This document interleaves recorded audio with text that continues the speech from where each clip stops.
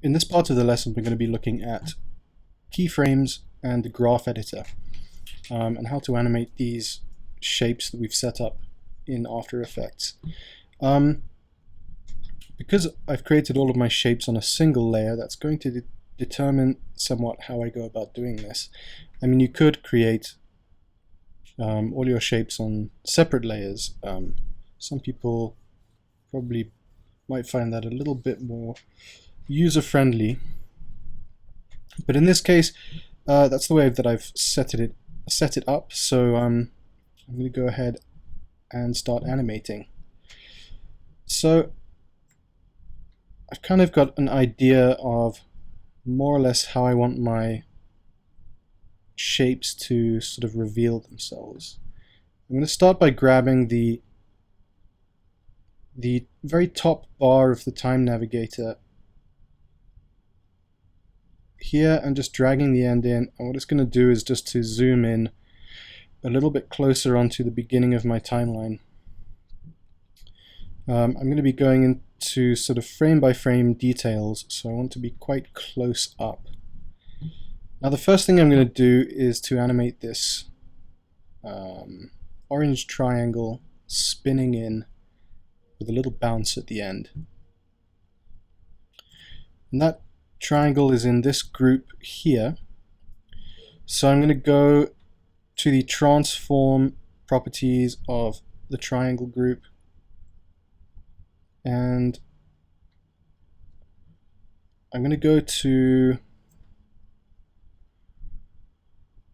say, about 15 frames in, and I'm going to key the scale and the rotation.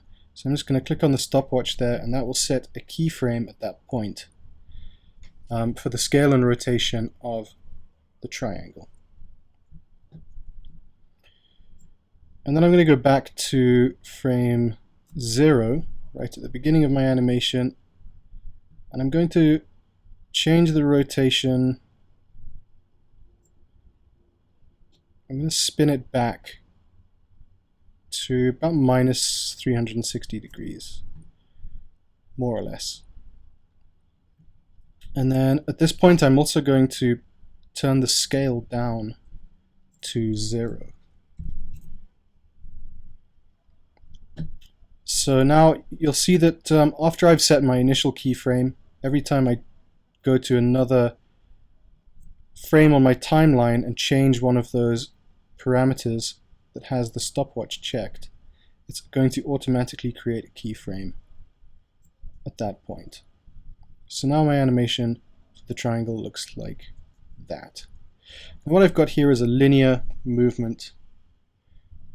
If I just do, I'm just going to set the end of my timeline over here so it loops. And I'll just do a little RAM preview. And you can see that my movement of my triangle is not hugely exciting. It's sort of moving in quite a linear, sort of robotic fashion. I want to make it a little bit more exciting. So first thing I want to do is to create the idea that it kind of bounces, sort of overshoots a little bit before it settles back in place. I'm going to go back 4 frames. 1, 2, 3, 4 frames. And I want to put in a value here that's greater than what's happening at the end of it. So the scale is going to go up to, let's say, about 110, 115 maybe. So it's going from 0 up to 115 and then down to 100 again. And then the rotation I want to overshoot as well. So it starts at minus 357 and it finishes at 0. So at this point here I want to give it a positive value beyond 0. So probably not too much with the rotation, maybe like about 7 degrees or so.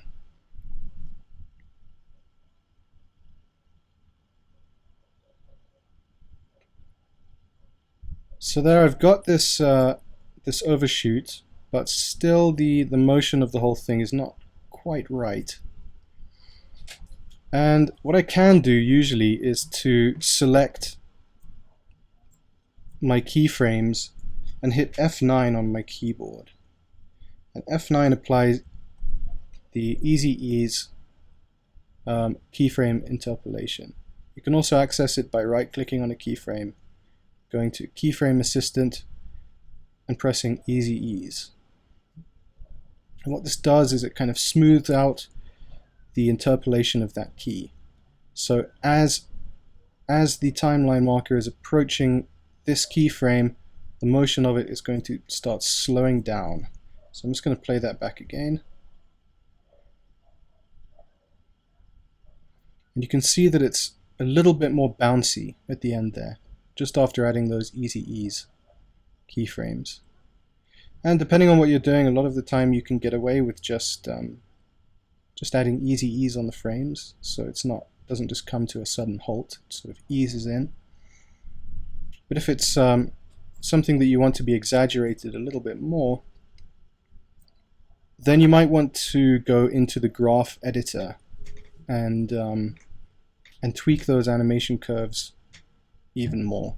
So to get to the graph editor, well, we're going to click on this button here at the top of the timeline. It's got a little curvy graph on the icon, and that changes our view to a graph view. And at the moment I'm not seeing any curves on it. What I have to do is select one of the parameters that I've animated, and it will show me the graph curve. So you can see what the Easy Ease has done here. Just for comparison, I'll just reset it back.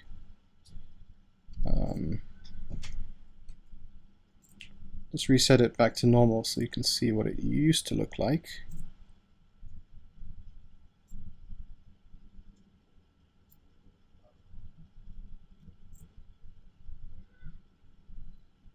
Okay, so this is what the curve initially looked like in the graph editor. As you can see, it's quite linear. So up the side here, we've got the scale parameter, 0% at the bottom here, which it starts at, goes up above 100, and then back down to 100. And if I grab those keyframes and Easy Ease them, as I did before, you'll see how the graph editor smooths that curve out. So it just slows down a little bit as it reaches that peak, and then eases back into this last keyframe. I can, if I want to, select one of these keyframes and exaggerate this curve even more using the Bezier handles. So I'm going to grab this handle here and pull the curve out like that.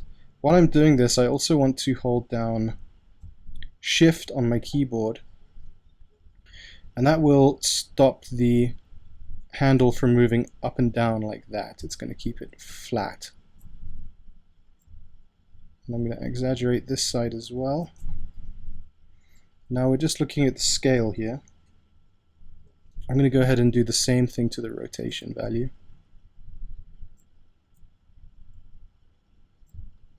Just extend either side of this curve. If you want, for reference sake, to see both curves at the same time, you can right-click in the graph editor, and by default it's on Show Selected Properties. You can also click on Show Animated Properties, and that's going to show me the scale curve, which is up here, which is the red one, and the rotation curve, which is the sort of lime green yellowish one. So now I can just kind of see in context how they look together. Let's just play that back and have a look.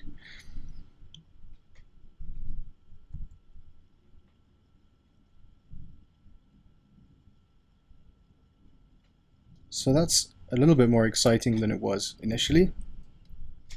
I'm fairly happy with that, so I think we'll move on. Now, I'm just going to go out of the graph editor for a second. so we can get an overview of our layers again. So I think what's going to happen next is I want this square to just kind of scale up, starting off quickly and then just easing in.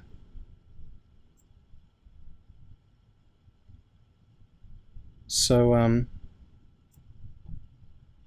going to close up the triangle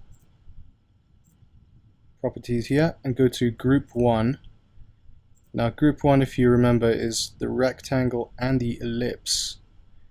They're working together and they're sort of intersecting to create this negative space here. So I'm going to go to the transform properties of this group, and I'm going to be just looking at the scale. So I want it to start off at 0 and just scale up. Perhaps I'll give it a nice little bounce as well. I want it to start scaling up just before this triangle has settled, so that the motions overlap slightly and they're not kind of stopping and starting. So I'll go to, let's see, about frame 12. And for the scale, I'm going to click the stopwatch and type in 0. Then I'll go forward to about 1 second and bring the scale up to 100. Then I'm going to go back 4 frames, and the scale there is going to be 110. And that will be the overshoot. So it's from 0 to 110 and then settles at 100. And again, I'm going to grab these last 2 frames and hit F9 on my keyboard. I'm on a MacBook here, so I have to push function F9, otherwise it's just going to skip to the next song in my iTunes playlist. So function F9 to easy ease those frames.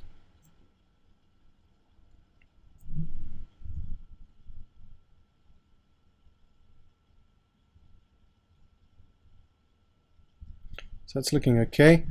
I need to exaggerate this a little bit more. So once again, back into the graph editor I go. Now at this point, I've got a little problem with too many curves in my graph editor. So I'm just going to right click and turn off show animated properties. So it's just going to be showing me the selected properties.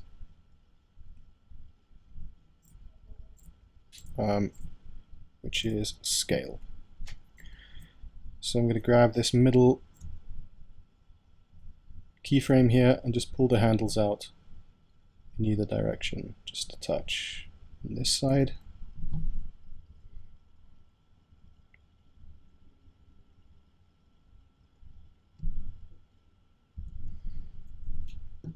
Let's see, I think this last little bit is a bit too slow. 4 frames is too much. So I'm just going to grab this keyframe and move it maybe 2 frames to the left. I also need to hold down Shift so that it stays at 100% and I'm not moving it up and down as well. And let's have another look at what this is like.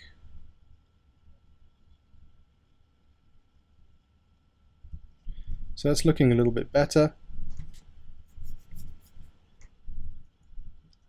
The next thing I'm going to look at is this circle here. So I think probably it's going to mirror the movement of this square by popping out of the middle and then slide over to where it is at the moment.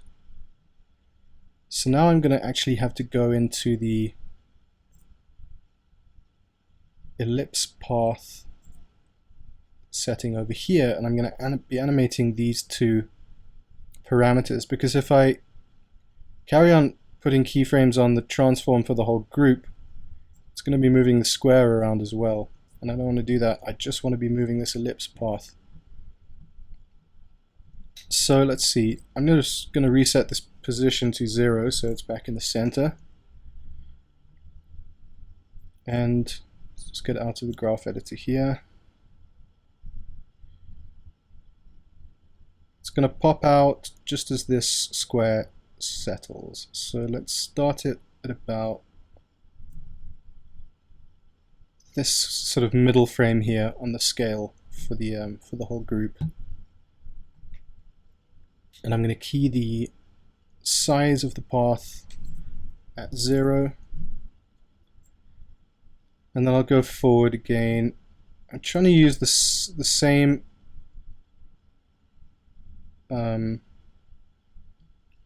number of frames in each movement, more or less, so I get a sort of a sense of rhythm going in my animation. So probably about 10 frames forward. Let's see. So about there. I'm going to bring the size of the ellipse path back up to 100. And I also want to give it that... actually, this one is not going to bounce. It's just going to scale up, just for a bit of variation. So I'm not going to have that middle keyframe where it overshoots. I'm just going to go to the last keyframe, the size, and I'm going to hit F9 to add that easy ease frame. And I'm going to go straight into the graph editor and grab the Bezier handle and pull it all the way back here as far as it can go while holding down Shift. So I get a very extreme curve. So it's going to start off really quickly, and then the last few frames it'll be nice and gradual. Let's see what that looks like.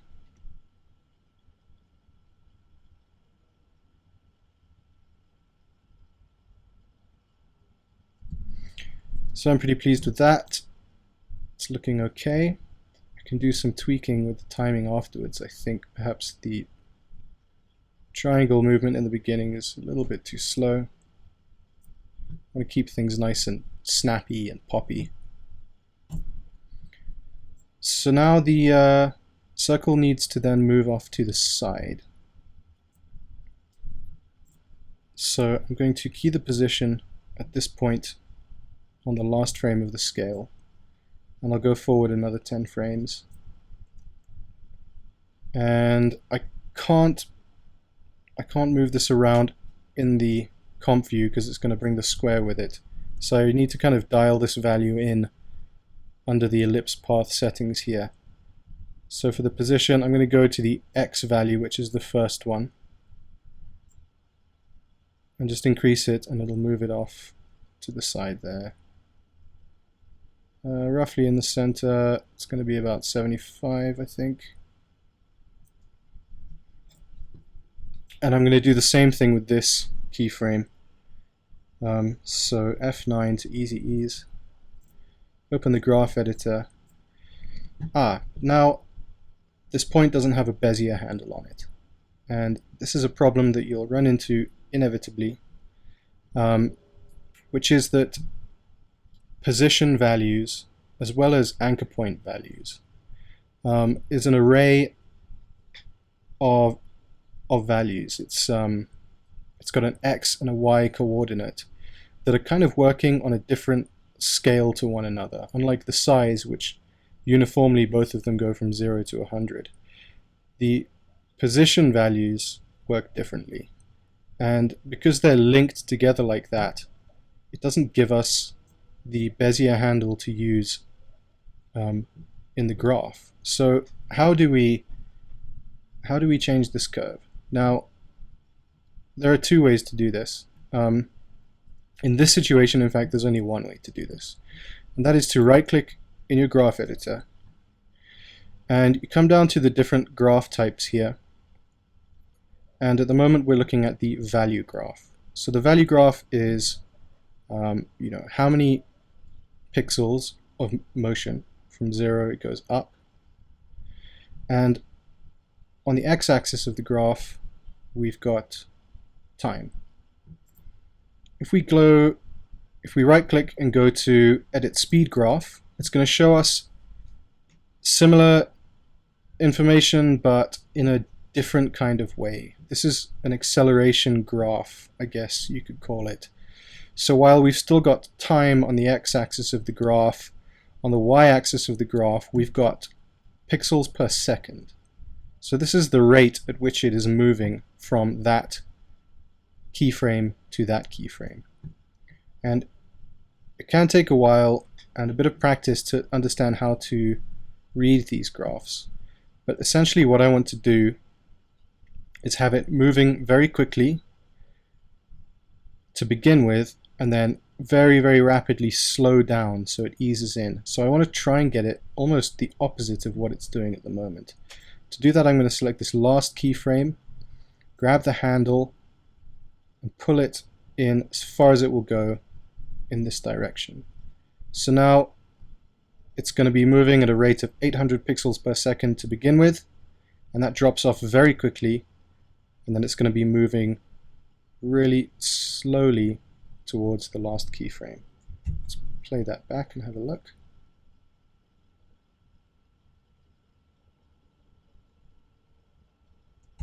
Cool, so that's more or less what I want. What would also be nice at this point is, I think, to have another circle that moves across the other side at the same time.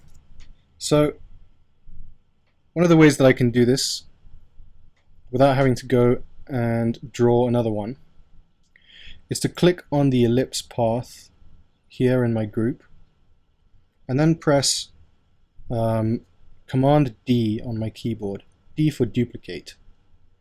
On a PC it's going to be Control D. And all this does is it duplicates the shape. It also brings with it the same set of animation. So you'll see my new ellipse path here, ellipse path 2, has the same keyframes on it.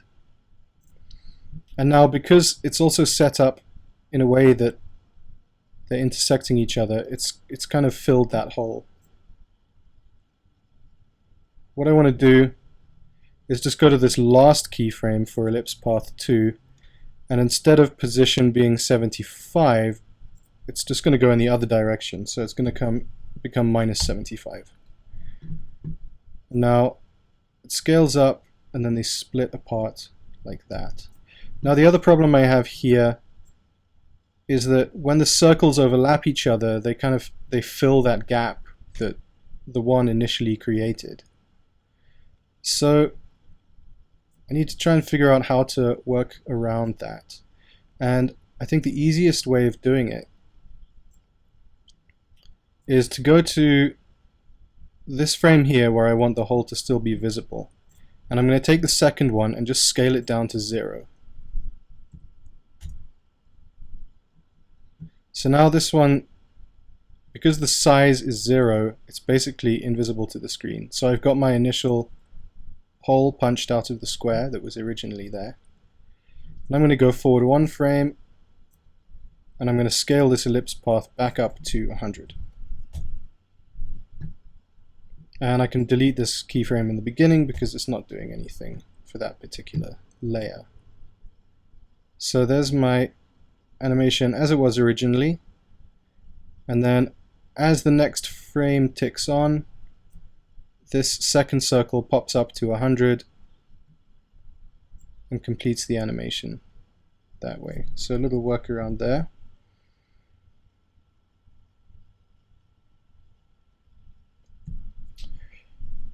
I think because I'm recording this, my After Effects RAM previews are not playing back at full speed.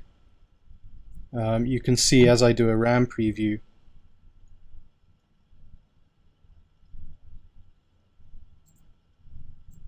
okay, it's not there at the moment, but sometimes it tells me that it's not playing at the proper frame rate.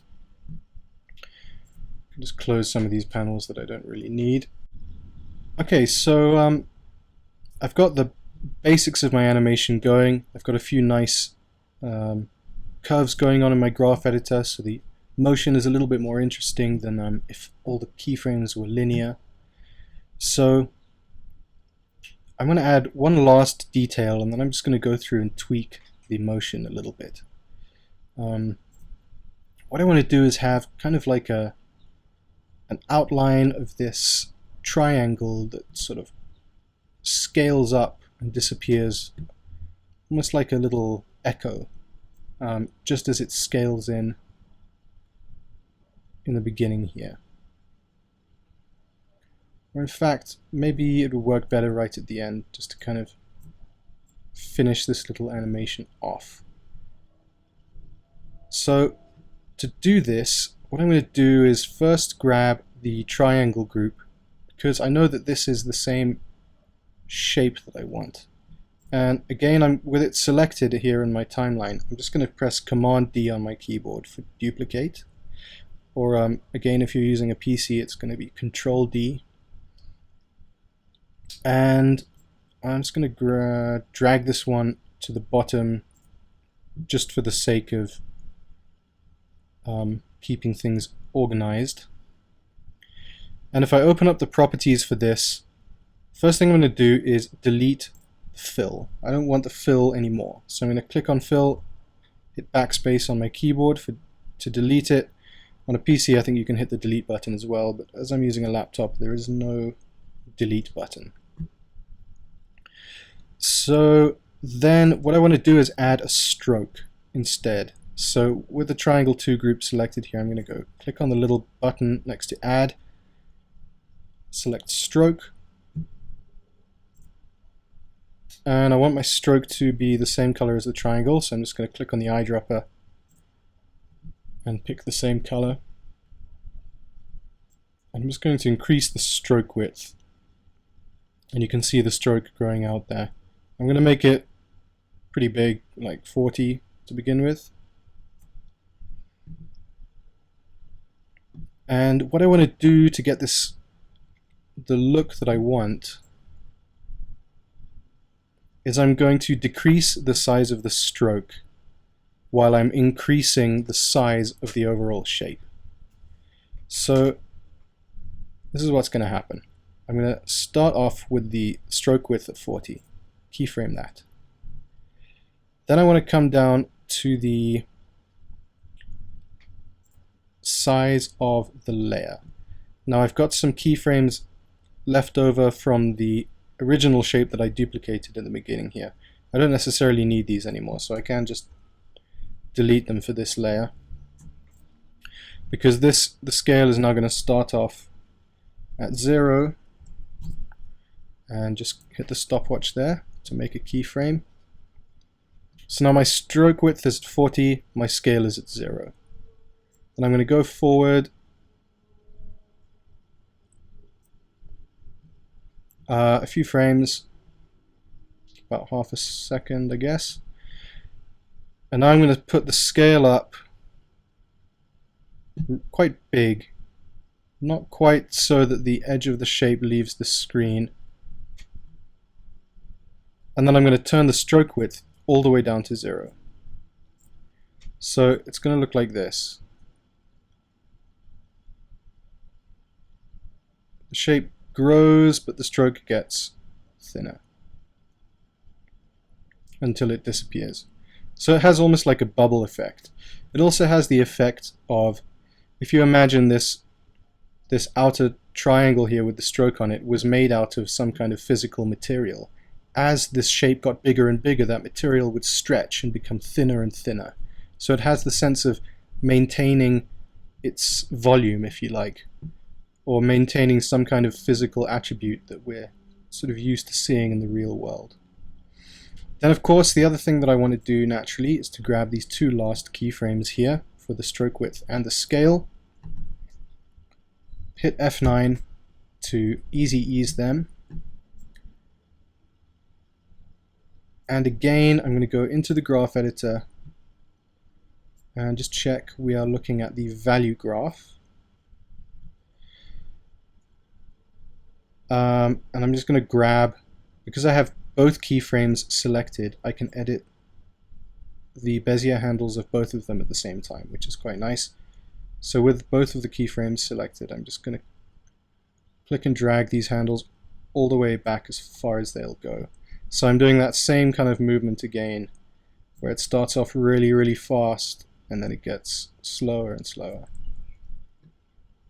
Let's play back the final animation and just see what it's going to look like.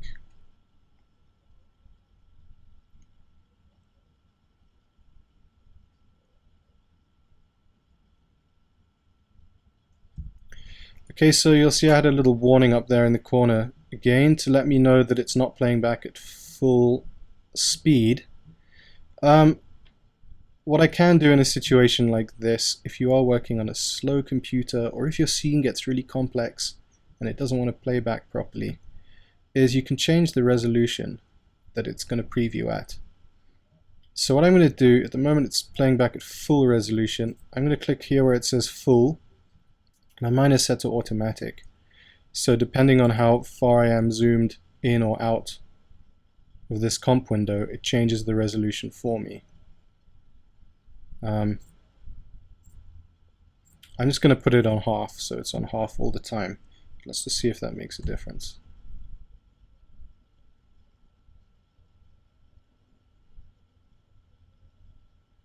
So it's still not quite real time, but it does look a lot better. And I'm pretty happy with my animation. It looks pretty cool. There's a couple of things that I might tweak with regards to the bouncing of the triangle and even the bouncing of the square. Let's just close some of these things up. I think I want the whole triangle thing in the beginning to be a little bit faster, a little bit more poppy. So I'm just going to take that middle keyframe. I think it's at the moment got a 4-frame spacing between them, and I'm just going to decrease that to 2. I'm going to grab the first few frames as well and bring them in so that the whole thing is just happening a bit faster, maybe not too much. Then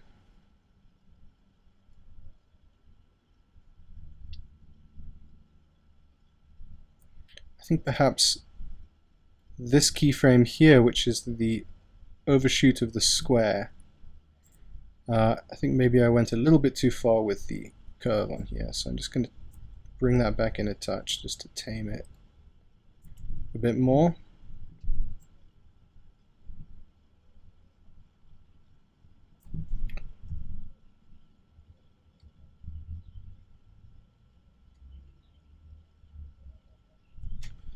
And then the last thing I'm going to do is take this triangle 2, which is the little pop at the end. Just grab all 4 of those keyframes and slide them up. So there's a little bit more overlap of the motion. So just as those 2 circles settle, then we have that final pop to finish it off. Otherwise there's too many still frames in between.